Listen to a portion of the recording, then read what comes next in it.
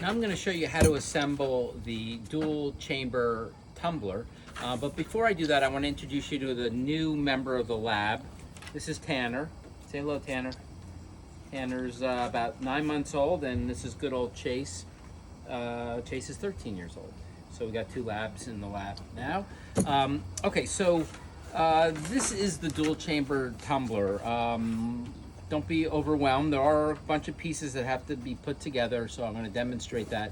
To assemble, you're going to need a flathead screwdriver and a wrench to tighten the nuts and bolts.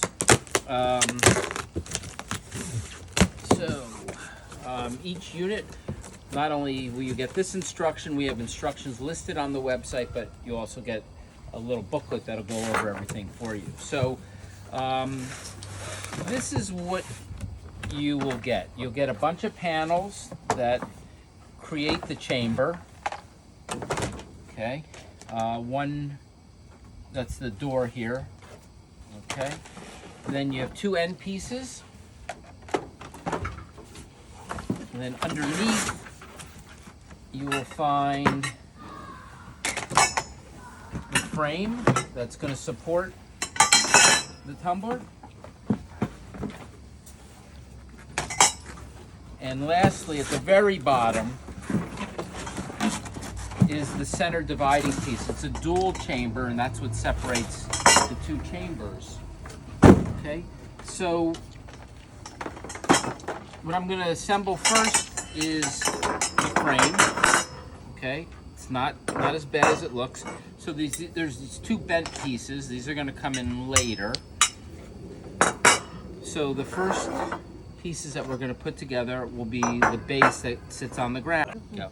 Okay, so fast forward. Now we've got the balance of the frame put together with nuts and bolts. I'll tighten them as once we finish this.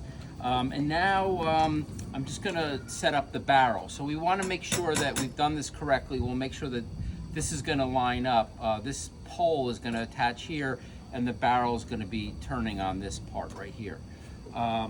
So what we're going to do is we're going to take, this will be the center because it's a dual chamber. So that's going to separate the two chambers, meaning there's going to be one half of the pile is going to be finishing and the other part's going to be new. So you're going to alternate between chambers based on how fresh or ready the compost is. Then we're going to put one side through. Okay. And the other side. Hey Tanner, what's up, buddy? The other side through. And then I'm going to take this and I'm just going to put this on top like this. Take the long screws that are provided, and I'm going to feed that through so that this will be in place and ready for the rest of the assembly. Okay, so this is basically what the barrel is going to look like without the side panels on. Now, once we've got this set up, you'll see on this side, there's one side that's got 7 holes. All the other ones have 4. So you want to line that up on the top because that's going to ultimately be the door, and we're not going to put the door on until the end. Okay, so this again is the door, and we've got the one that's going to be cooking with the clock, and then the one that's in the finishing process. So that one we're not going to touch for now. And what we're going to do is we're going to take one panel at a time. We're going to keep in mind that we've got to line up that middle section eventually. But I'm going to start on one section like this. Okay. We've got a whole bunch of nuts and bolts, and that's the description packet that what it's going to look like when you pick it out of the box. And we're very simply going to put in the screw.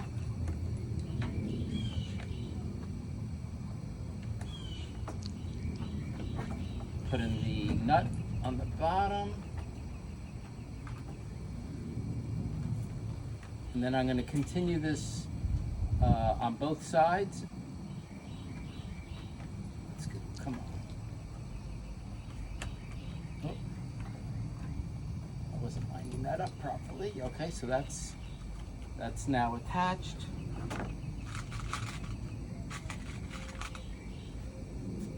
And yeah, so once you start putting them on, it's going to give it a little bit of weight, so it's going to want to fall to the bottom. So just keep an eye on that so it doesn't fall as you're trying to put it together like it just did. Okay, got this one in. Okay, so I'm going to put in, I've got 2 so far, so I still have to do these 2. I'm going to put the rest on, and then I'll come back and then we'll finish up lining up the center divider, and I'll put the door on it. Ready? Okay, so now we're done. The only thing I have left to do, I have to tighten up a little bit the nuts and bolts, but you'll see that one pole's attached. I've got the screw here, which I have to tighten. We've attached the frame at the bottom, all these little panels, and you'll see this is how the composter is going to turn. And you'll also notice on the door, this is where you slide the material. You see there's the center divider here, so we've got the 2 chambers. So the way it should work is plus means plus, like we're adding more, plus more, and time means it needs some time to cook. So I think that's pretty easy to understand. So what you're going to do is you're going to continually feed one side, and once it's pretty much full, you can easily flip the door, and then this side becomes the side with the plus that you're going to be adding more material to. And then once it's done, you can put a mat or a bucket or something underneath. Put it upside down. You can open it as much as you want to have open. I guess we'll do it like this, and the finished compost will come out of the bottom. So the more, like any other composter, the more material you have in here, the faster you're going to make compost. You want to keep it nice and moist, but not too wet. Maybe like a wrung out sponge. No proteins, meats, dairies, or anything that's going to smell really bad or attract rodents. You can also see here if it does get too wet and it starts to smell. There are some vents here, so in the winter maybe you'll keep it closed. In the summertime you can open it. They just add a little bit of ventilation, and that features on both sides. So again, very easy to turn. You'll turn it a couple times every few days. Really a lot depends on how much volume you're putting in here. But thank you, and probably figure about 25-30 minutes to put this thing together. So just account for that. Thanks.